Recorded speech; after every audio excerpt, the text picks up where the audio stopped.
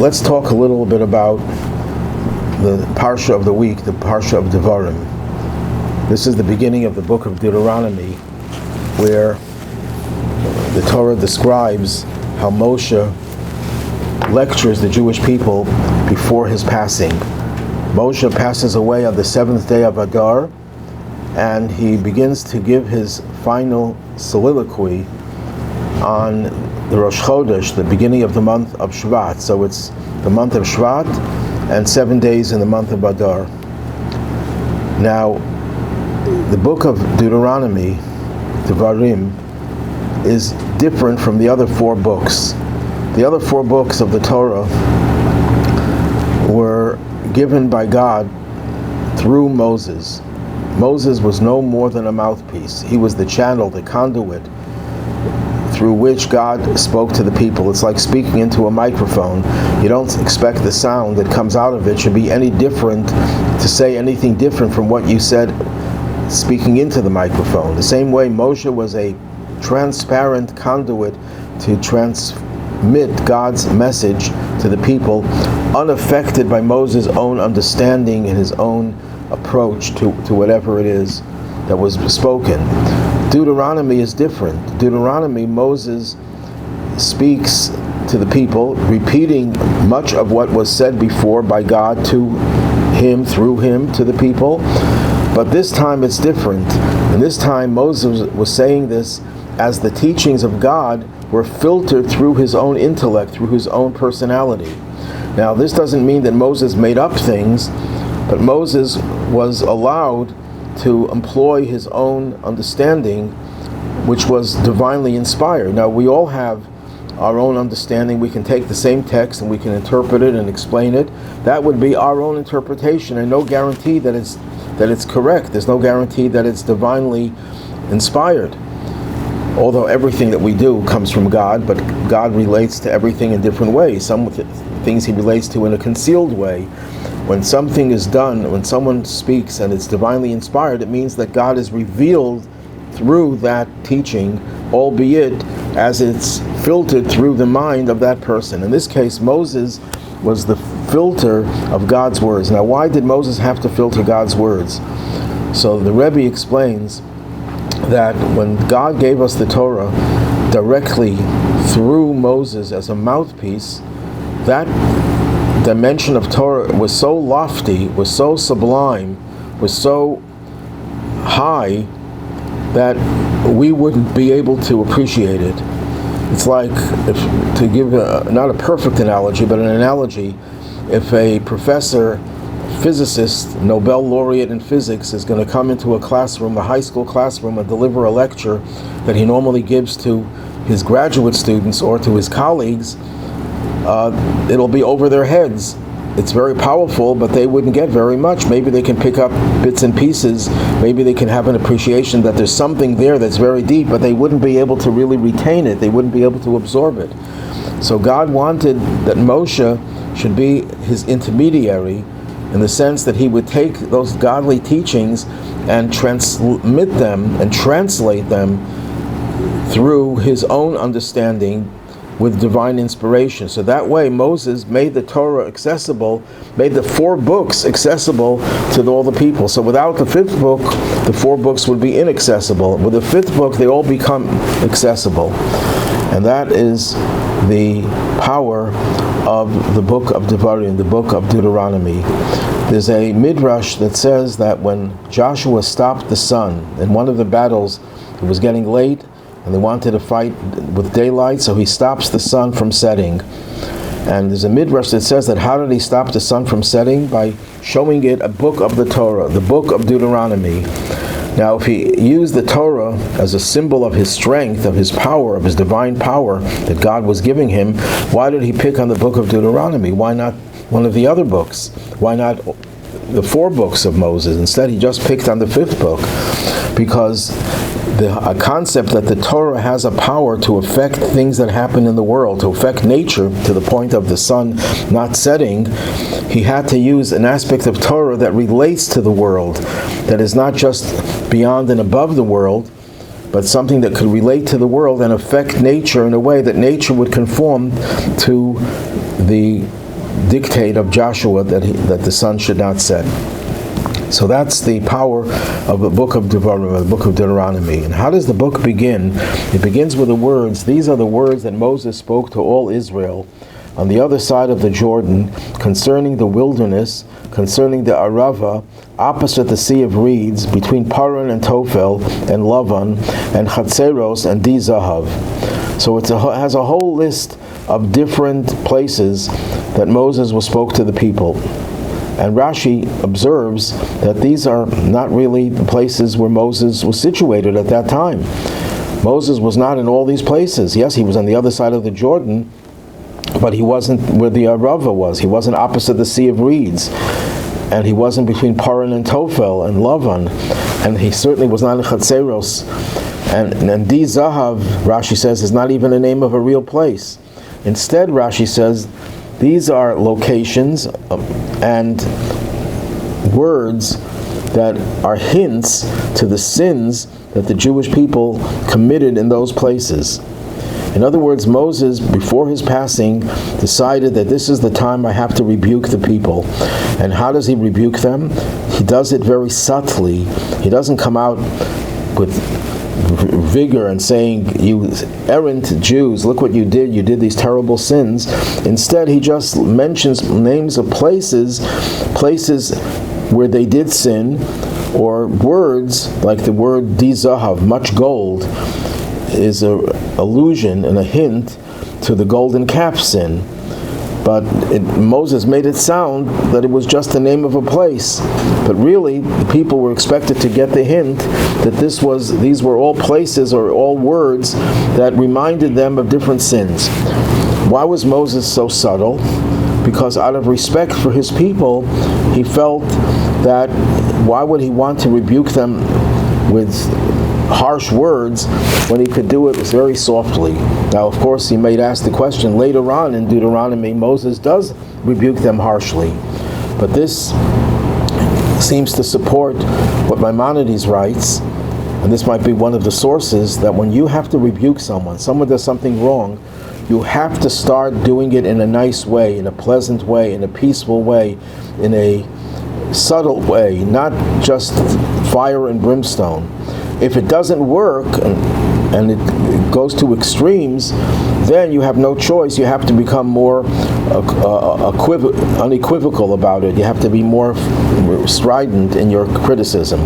But you have to begin softly. And the reason for that is twofold. Number one, out of respect for the people, you have to show them that you respect them, that you're not condemning them, you're just reminding them. And number two, it works. It works much better than if you just come to the person with very tough words.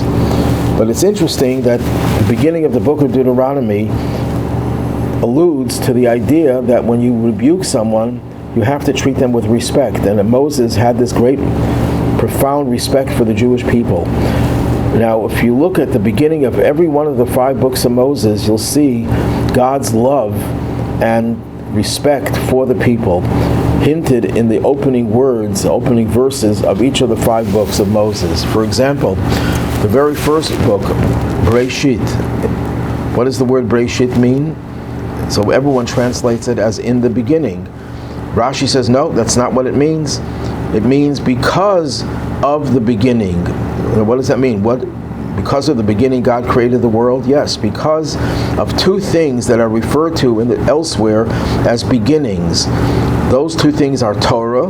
Torah is called the beginning of God's ways, and the Jewish people are metaphorically referred to as the beginning of His produce. The first produce that you produce is very precious to a person. That means that the world was created, the whole universe was created for these 2 things that are called Bereshis, the Torah and Israel. So here we see how God, at the very beginning of His work, of the Torah, identifies the Jewish people as the center of God's plan for this universe, together with the Torah. The book of Shmos, of Exodus, begins with listing the names of all the tribes, all the sons of Jacob. And Rashi there also makes the point that why does the Torah have to mention their names? They were already mentioned in Genesis. Why have to repeat that in Exodus? And the answer is because he loves them so much, he's constantly counting them, constantly repeating them. It's like a parent that will constantly tell people about his children and just mention their names over and over again. Again, it's a sign of God's love and affection for the people. The book of Vayikra, the book of Leviticus, starts off with the words Vayikra, and God called out to Moses. Now, Rashi comments that the word Vayikra has to be contrasted with the word Vayikar. Very similar words, and they have almost the same meaning, where God calls out to someone. But Vayikar God uses for Bilam, the heathen prophet, for whom he had no respect and no love, and he just bumped into him to talk to him. In other words, it was not a very planned, anticipated conversation. It was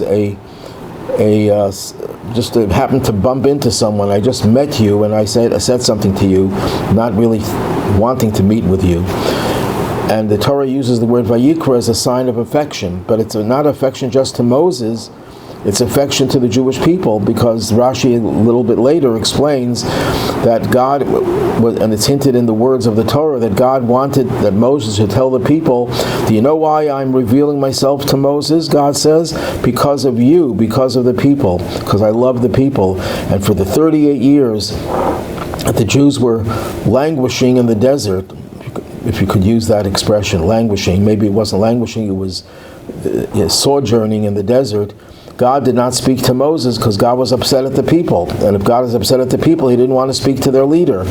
And now that when God is speaking to Moses, it's because of the affection that he has, not just for Moses, but for the entire nation. So again, the beginning of Leviticus focuses on the love that God has and the respect God has for the Jewish people. Then we get to the book of Numbers, and we have a similar thing to the book of Exodus.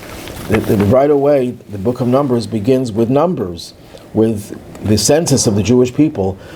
There was already a census before this, so Rashi explains that when you love something, you keep on counting it over and over again because you have such love and affection for it.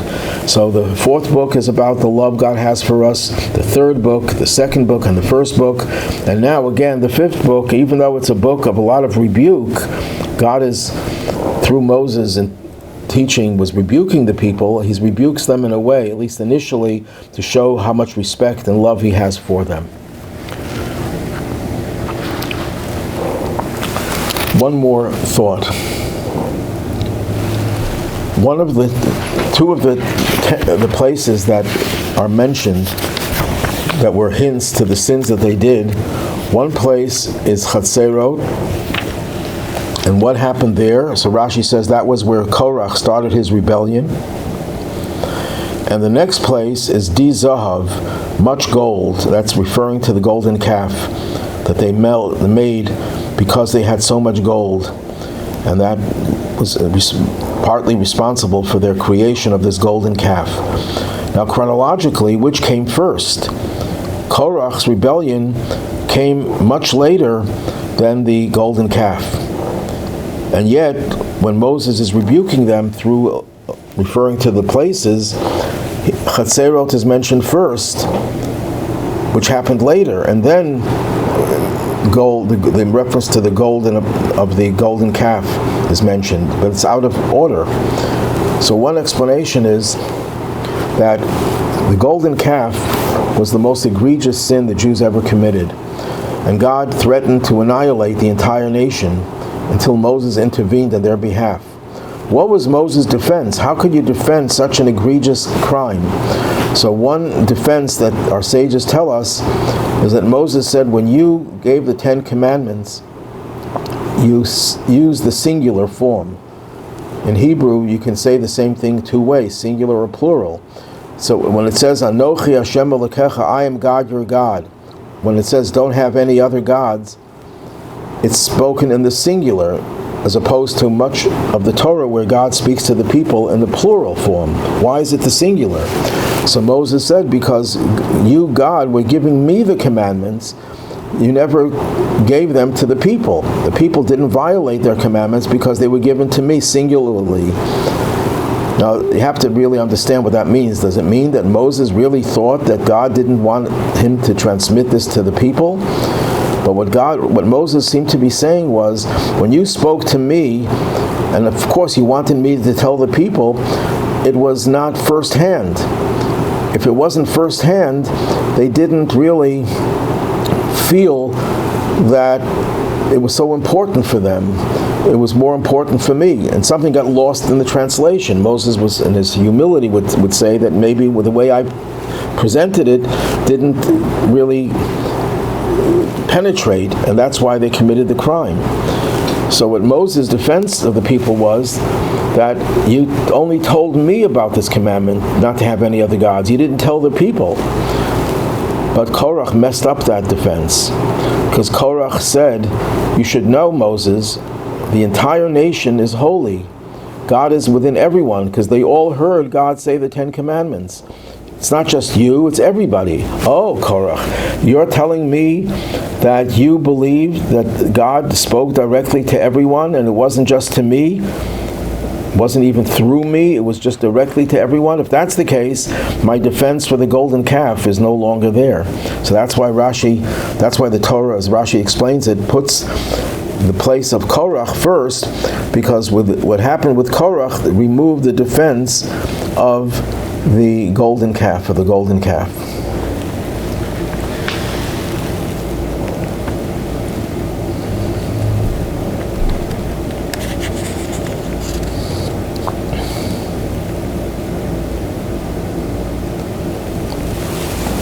Just to conclude, we're getting close to Tisha B'Av, and in the 3 weeks in general are days when we commemorate the events that led to the destruction of the temple, especially the last 9 days.